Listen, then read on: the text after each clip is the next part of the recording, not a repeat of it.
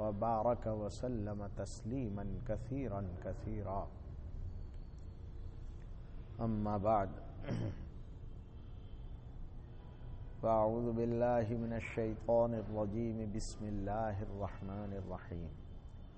ويسألونك عن ذي القرنين قل سأتلو عليكم منه ذكرا إنا مكنا له في الأرض وآتيناه من كل شيء سببا فأتبع سببا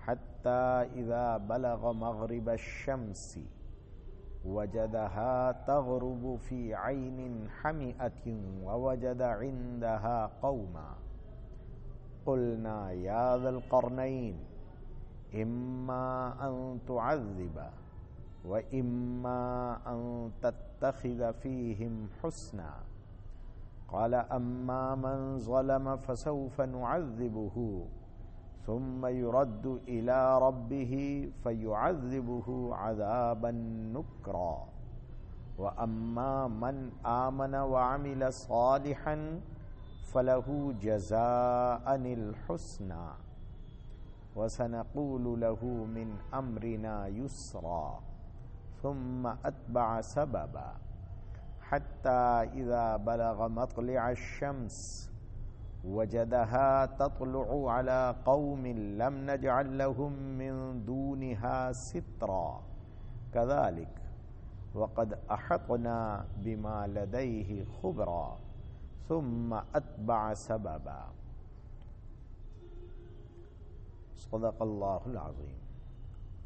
بزرگان محترم، اللہ بزرگ برتر کا لاکھ لاکھ شکر اور احسان ہے.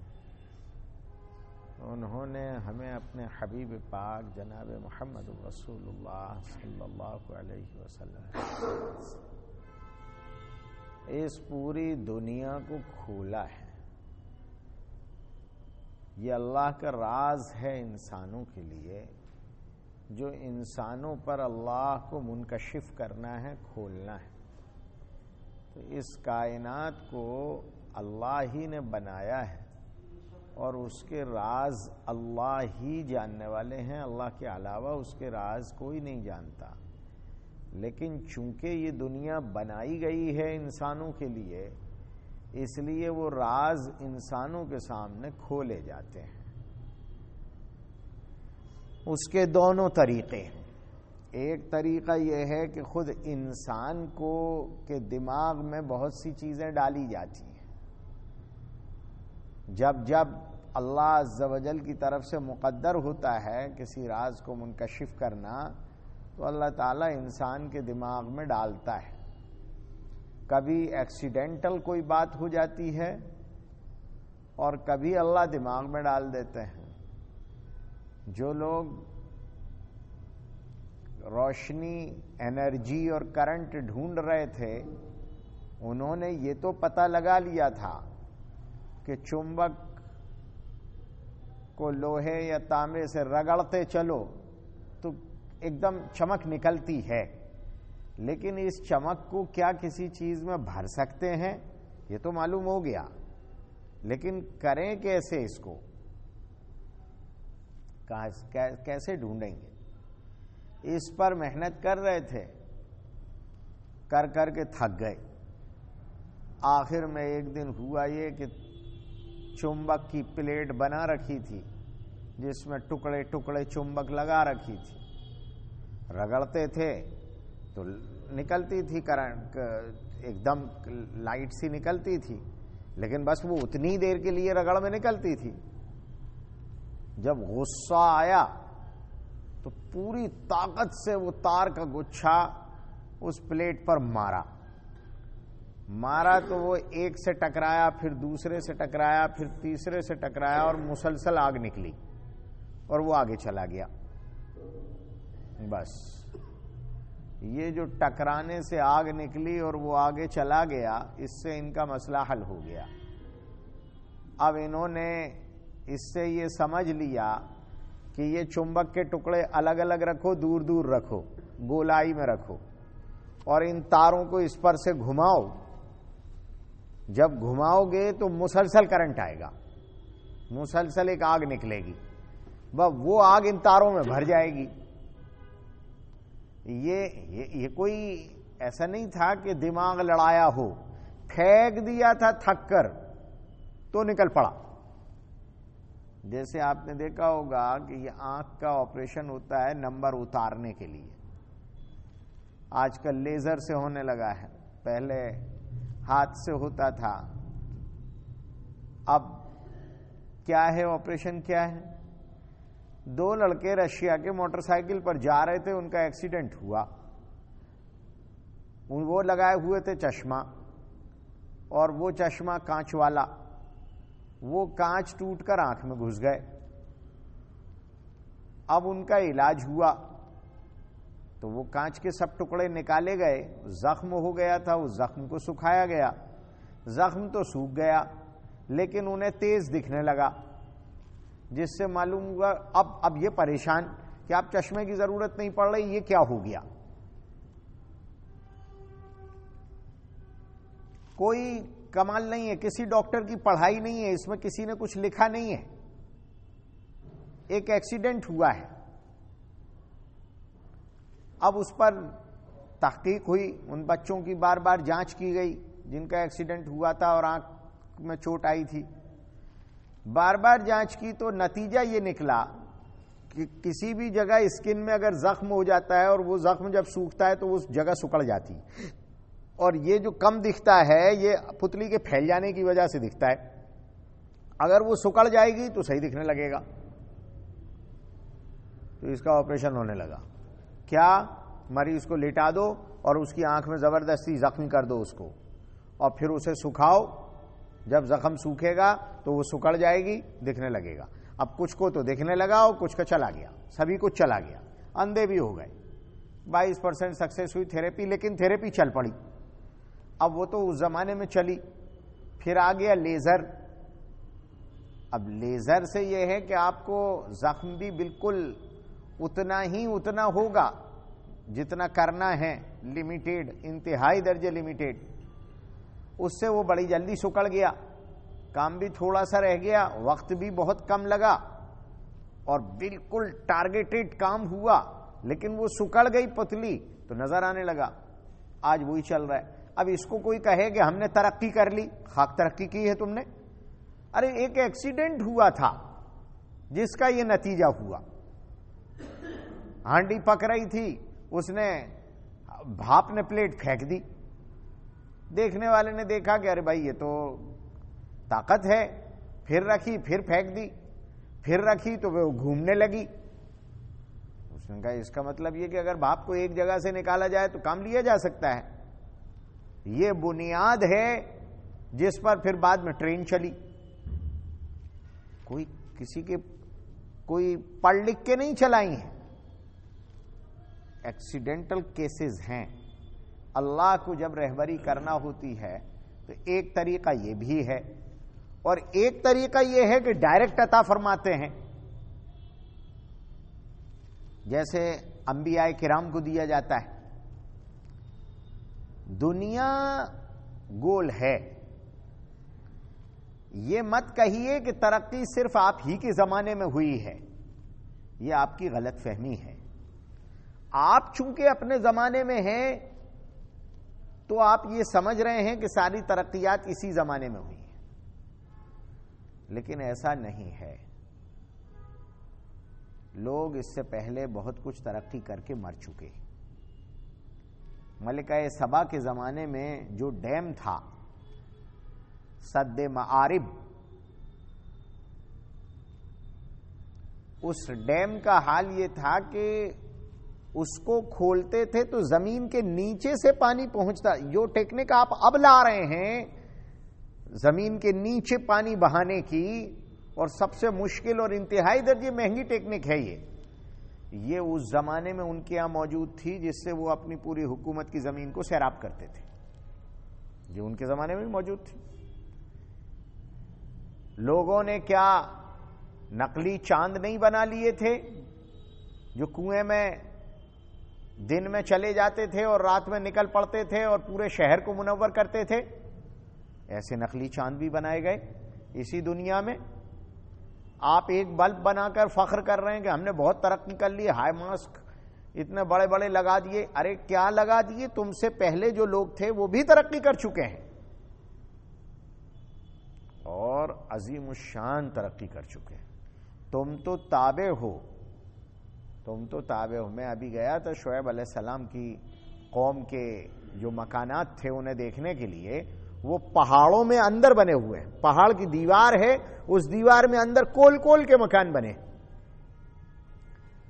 اب اندر تو دیوار ہے تو اندر سے بھاپ نکلے گی, گرمی ہوگی, تو اس میں سے اندر سے ایسا گھوم پھر کر لائن گئی ہے اور اوپر اتنا بڑا کھلا حصہ ہے, وہاں سے ہوا آ رہی ہے گھوم کر, اور یہ مستقل ایک نیچرل ایئر کنڈیشننگ پلانٹ ہے. اندر اتنی خنکی ہے, سوچ نہیں سکتے کہ باہر اتنی تیز دھوپ میں اندر اتنی خنکی کیسے ہو گئی, لیکن وہ پائی جا رہی ہے. یہ سب دنیا میں ہے. یہ لوگ جو پہلے تھے وہ بہت کچھ بنا گئے, بہت کچھ ترقی کر گئے اور چلے گئے, نسیم منسیہ ہو گئے. ایک بہت بڑی تعداد وہ ہے جو لکھت ہسٹری سے پہلے گزر گئی ہے, جن کی ہسٹری صرف قرآن پاک ہی بیان کرتا ہے. باقی آپ کو دنیا کی کسی ہسٹورین کی ہسٹری میں ان سے متعلق کوئی گفتگو نہیں ملے گی. لیکن وہ بڑے بڑے بادشاہ رہ چکے ہیں, ان کی بڑی بڑی جنگیں ہو چکی ہیں, انہوں نے بہت کچھ بنایا سجایا, اور پھر جو کچھ تھا سب مٹ گیا. آخر خود قرآن کہہ رہا ہے ان کے بارے میں جو قوم عاد و سمود کے لوگ ہیں کہ التی لم یخلق مثلھا فی البلاد, ہم نے ان جیسے بنائے ہی نہیں, ایسے بنائے تھے. آج دنیا میں ان کا کچھ بھی موجود نہیں ہے سوائے ان کے نشانات کے جو پہاڑوں میں ہیں, جو پتھر انہوں نے تراشے تھے.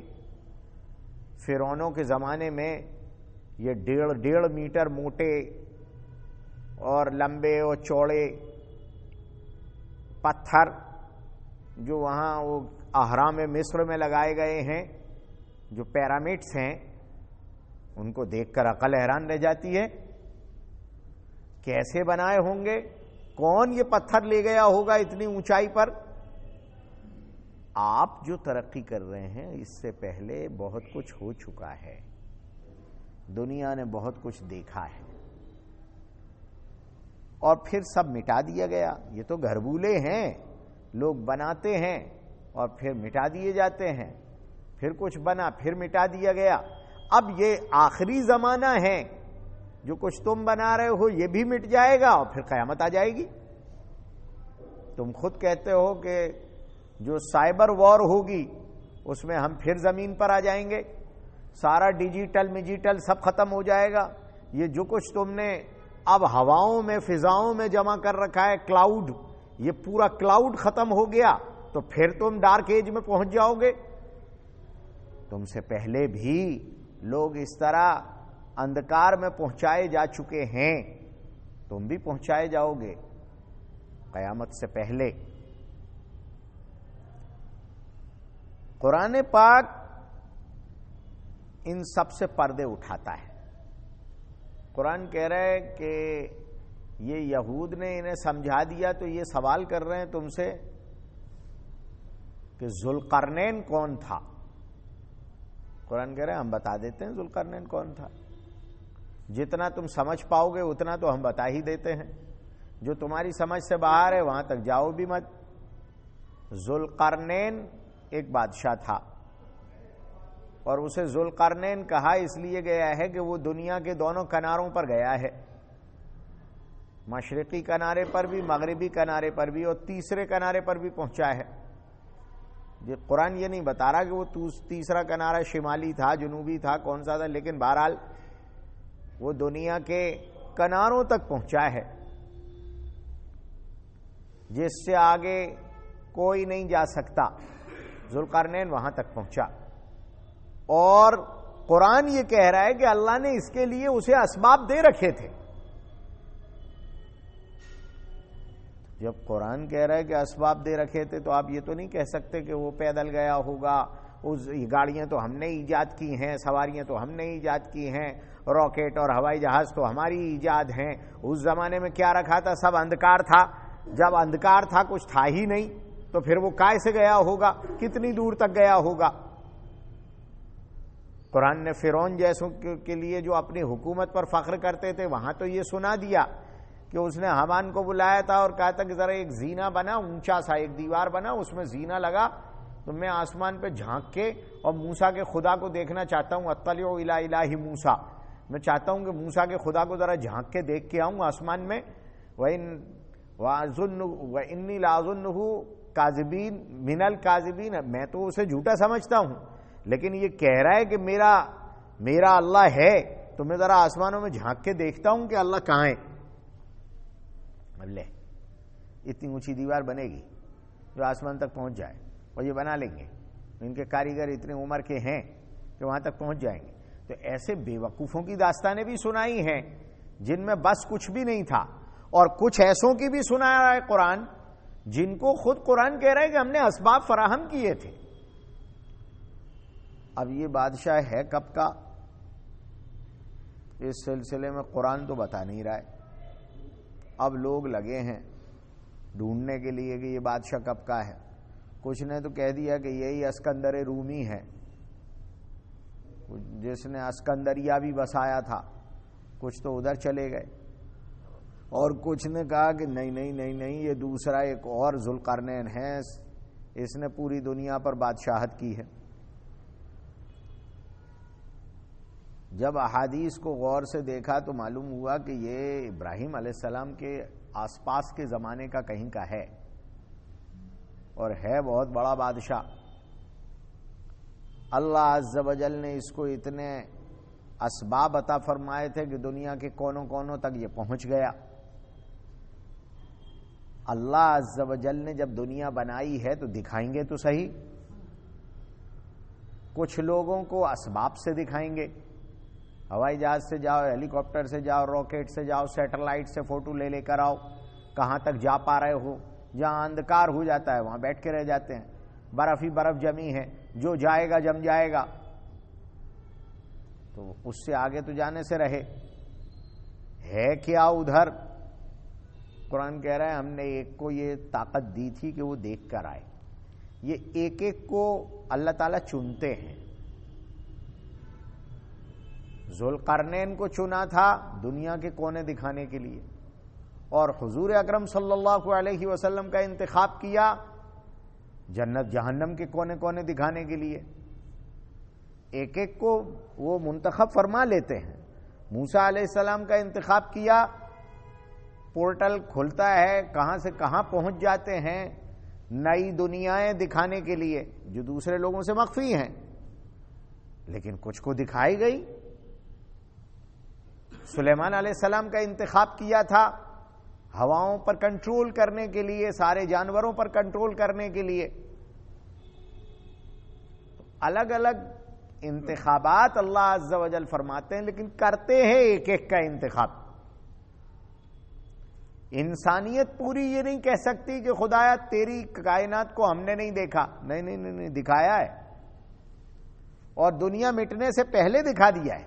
یعنی دنیا مٹنے سے پہلے جہنم لے جا کر دکھا دی گئی, جنت لے جا کر دکھا دی گئی, پلسرات دکھا دی گئی, سب کچھ دکھا دیا گیا. دنیا ابھی موجود ہے, انسانیت ابھی ختم نہیں کی گئی, اس سے پہلے دکھا دیا گیا. اللہ کی یہ شان ہے کہ وہ دکھا دیتے ہیں. تو اللہ تعالیٰ فرماتے ہیں یہ ذوالقرنین کے بارے میں پوچھ رہے ہیں, ان سے کہو کہ ہم بتاتے ہیں, ذوالقرنین کا تذکرہ تمہیں سناتے ہیں, اور ہم جو سنائیں گے وہ اوتھینٹک سنائیں گے. ہم نے اسے زمین پر حکومت دی تھی اور ہر قسمی اسباب دیے تھے. وہ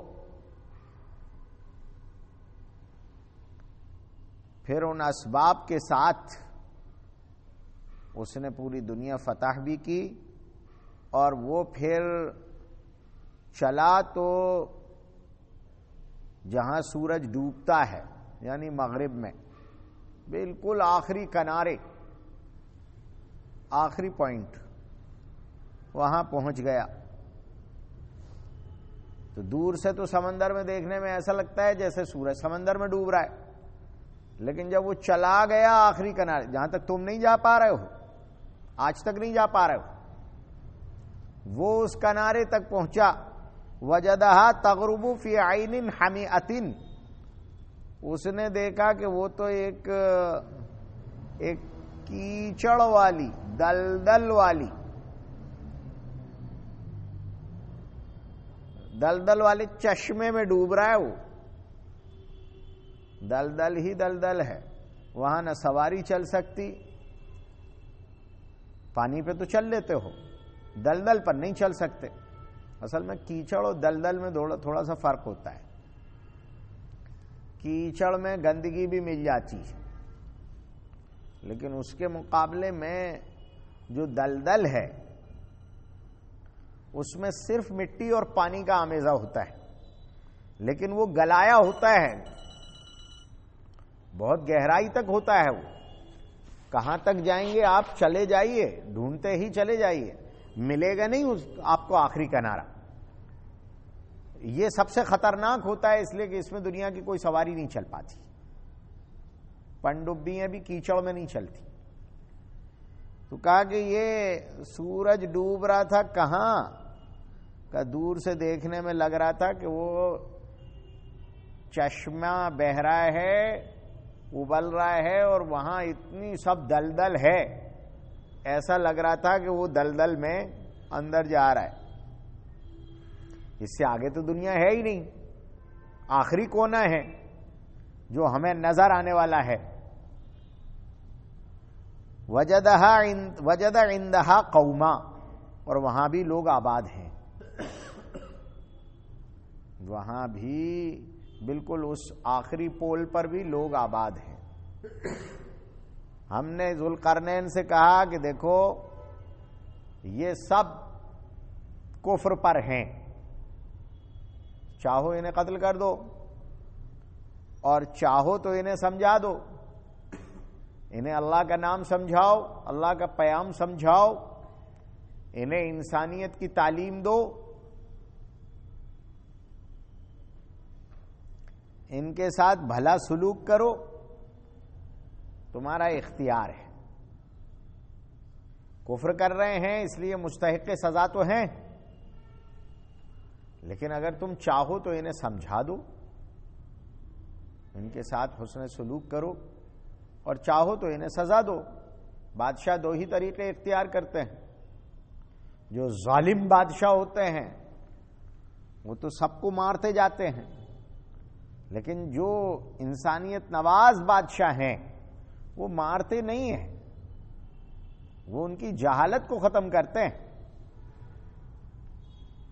کہا ہم نے ذوالقرنین سے کہا، ذوالقرنین اسی لیے کہا گیا کہ دونوں کنارے، ادھر والا بھی ادھر والا بھی، دونوں آخری پول تک پہنچا ہے وہ، تو دو سینگوں والا کہلایا، دو کناروں والا کہلایا. اما ان تعذب و اما ان تتخذ فیہم حسنا، چاہو تو انہیں عذاب دو، قتل کر دو، اور چاہو تو انہیں سزا دو، یا پھر چاہو تو ان کے ساتھ حسن سلوک کرو. ذوالقرنین نے کہا صاف ستھری بات یہ ہے کہ اما من ظلم فسوف نعذبہ، ہمارے آنے کے بعد اگر کوئی ظلم کرتا ہے، زیادتی کرتا ہے، یا ہم پر حملہ آور ہوتا ہے، یہ دیکھیے یہ قرآنی اصول ہے، ہم پر اگر حملہ آور ہوتا ہے تو فسوف نعذبہ، تو پھر ہم اس کو سزا دیں گے سخت ترین. ثم يرد الى ربه فيعذبه عذابا نکرا، ہم جو سزا دیں گے اس سے تو وہ دنیا سے جائے گا، اور وہ جب لوٹ کے اپنے رب کے پاس جائے گا تو رب اس لیے سزا دے گا کہ دنیا میں رہ کر یہ رب والا نہیں تھا، باغی تھا، اللہ اسے برا عذاب دے گا. وَأَمَّا مَنْ آمَنَ، لیکن ہم یہاں آئے ہیں اللہ کی بات سنائیں گے، انہیں سمجھائیں گے، سکھائیں گے، انہیں انسان بننے کی تعلیم دیں گے. یہ تو جنگلی ہیں، لیکن ان جنگلیوں کو ہم خیر کی تعلیم دیں گے. جو ایمان لے آیا اور عمل صالح کرنے لگا فلہ جزاء الحسنی، تو اس کے لیے بہترین بدلہ ہے، ہم اس کے ساتھ حسن سلوک کریں گے. وَسَنَقُولُ لَهُ مِنْ أَمْرِنَا يُسْرًا، اور ہم اس سے نرمی سے پیش آئیں گے.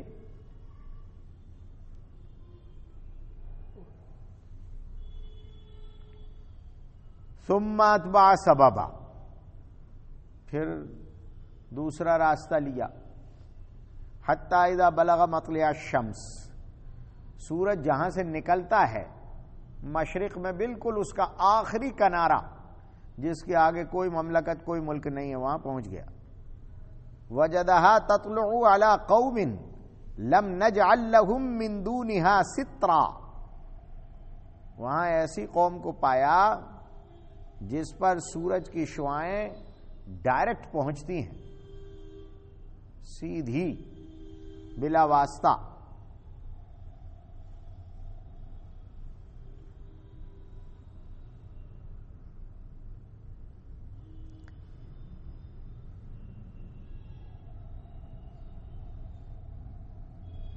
کذالک،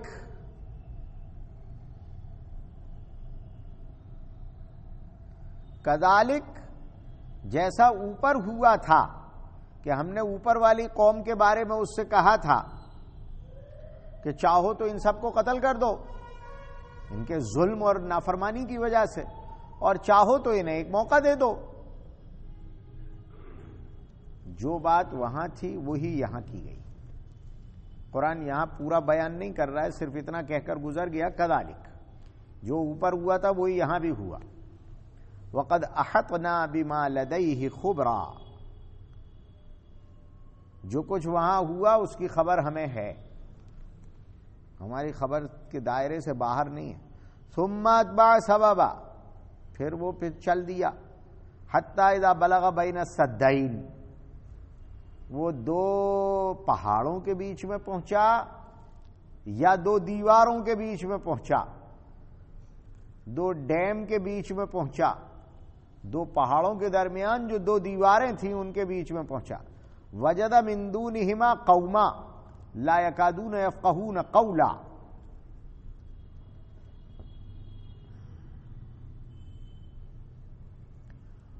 وہاں ان دیواروں کے درمیان بھی ایک قوم تھی جو کوئی بات نہیں سمجھ رہی تھی. انہوں نے کہا یا ذا القرنین ان یاجوج و ماجوج مفسدون فی الارض فہل نجعل لک خرجا علی ان تجعل بیننا و بینہم سدا. انہوں نے ذوالقرنین سے کہا کہ تم بادشاہ عظیم ہو، تو ہماری درخواست یہ ہے کہ یہ قوم اور بسی ہے، یہ یاجوج ماجوج کہلاتے ہیں، یہ بہت شرارت کرتے ہیں، بہت فساد مچاتے ہیں، اب ہم ان سے پریشان عاجز ہیں، تم ایک کام کرو ہمارے اور ان کے درمیان ایک دیوار کھڑی کر دو.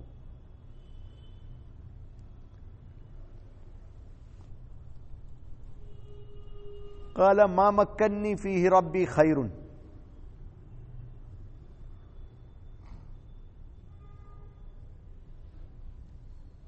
اچھا تم جو دیوار کھڑی کرو گے تو ہم تمہیں ٹیکس دیں گے، کچھ ادا کریں گے ہم، تم بادشاہ ہو، بادشاہ دنیا میں جہاں کہیں بھی جاتے ہیں محصول تو لیتے ہیں نا، ٹیکس تو وصول کرتے ہیں، لیکن تم دیوار بنا دو. اس نے کہا کہ ما مکنی فیہ ربی خیر، جو کچھ میرے رب نے مجھے اس کائنات پر پوری حکومت دے رکھی ہے یہ میرے لیے کافی ہے، میں تمہارا ٹیکس کیا لوں گا اتنا سا.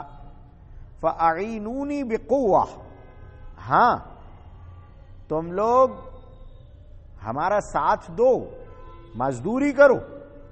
اجعل بینکم و بینہم ردما، میں ان کے اور تمہارے درمیان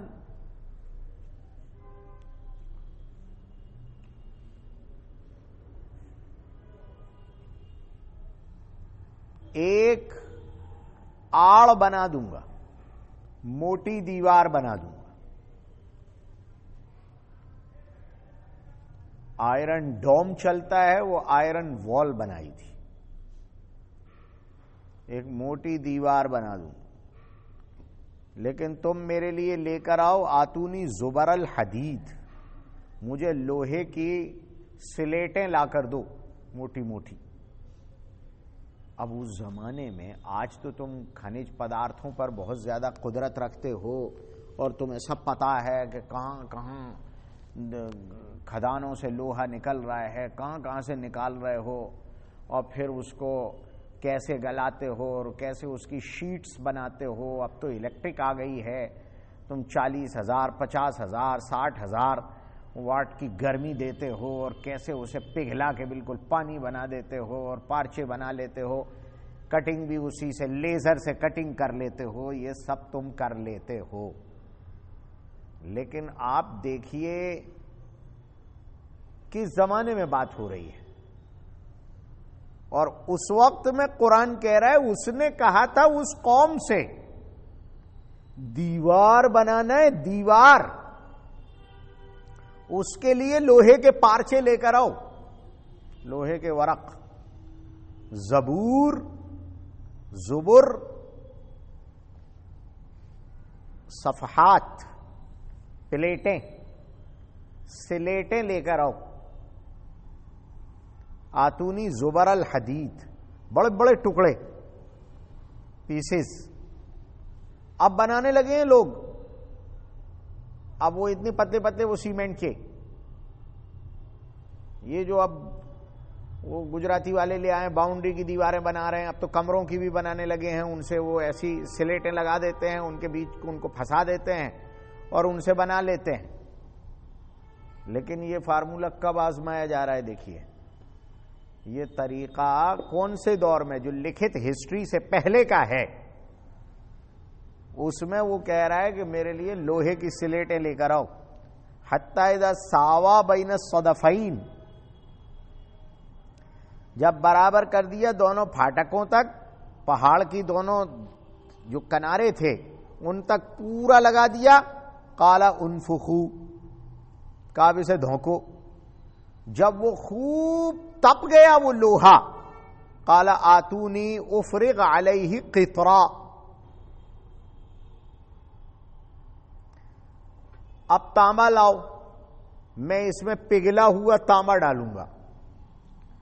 اب تانبے اور لوہے سے یا سیسے سے کوئی اتنا بڑا ڈیم، اتنی بڑی دیوار جو ایک پہاڑ سے دوسرے پہاڑ تک پورا گھیر لے، اور لوہے کی اتنی موٹی موٹی اور اتنی بڑی بڑی سلیٹیں اور اتنا لوہا،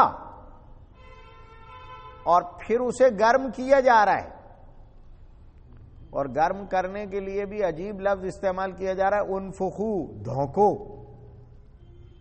منہ سے دھونکنا ہے، یا کوئی چرخیاں چلاتے تھے وہ کائے سے گرم کرتے تھے، اتنی بڑی دیوار کو منہ سے تو پھونک پھونک کے کر نہیں سکتے، کیا طریقہ اس وقت میں ہوگا، کون سی ٹیکنیک رہی؟ قرآن آپ کو اشارہ دے کر اور چلا گیا۔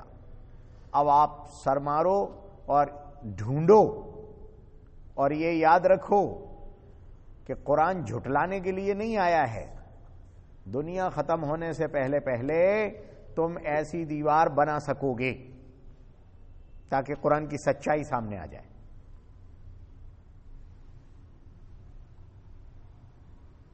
یہ تو فَمَا اسْطَاعُوا أَن يَظْهَرُوهُ وَمَا اسْتَطَاعُوا لَهُ نَقْبًا، میں ایسے اس میں تانبا بھر دیتا ہوں یا سیسا بھر دیتا ہوں، سیسا پلائی ہوئی دیوار ایسی بنا دیتا ہوں کہ نہ تو وہ اس کو پھلانگ سکیں گے اور نہ اس میں سوراخ کر سکیں گے۔ اب کتنا موٹا لوہا لگایا ہوگا کہ جس میں پیچھے رہنے والے ایک تو پہاڑ تک کی اونچائی دے دی ہے، اور بتا دیا کہ وہ ادھر کبھی بھی نہیں آ سکیں گے، نہ دیوار پھلان پائیں گے، اونچائی اتنی ہے، اور نہ سوراخ کر سکیں گے، اتنی مضبوط بنا دی گئی۔ کیا طریقہ رہا ہوگا؟ قال ھذا رحمت من ربی، یہ میرے رب کی رحمت ہے، مہربانی ہے۔ جب اللہ کا وعدہ پورا ہوگا تو جعلہ دکا، اس کو گرا دے گا. وَكَانَ وَعْدُ رَبِّي حَقًّا, ایک دن آئے گا کہ یہ دیوار گر جائے گی. میرے رب کا وعدہ حق ہے. بندوں کی بنائی کوئی چیز ہمیشہ چلے ایسا ہو ہی نہیں سکتا. دین ہمیشہ اس لیے چل رہا ہے کہ وہ بندوں کا بنایا نہیں ہے. واقعی بندوں نے جو کچھ بھی بنایا ہے وہ ایک دن ختم ہوگا. یہ تو اس کی اوریجنل بات ہے جس میں اشارات ہیں.